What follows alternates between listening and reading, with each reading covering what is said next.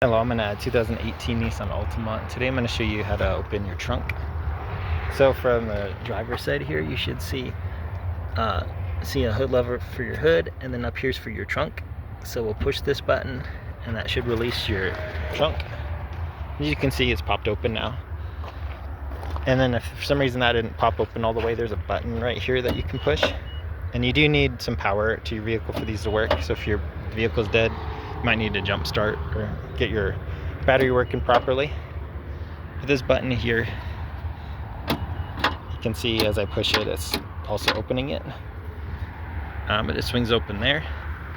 And for some reason this isn't working at all, there's also from the inside, you can do these pulls or like a safety to open it from the inside.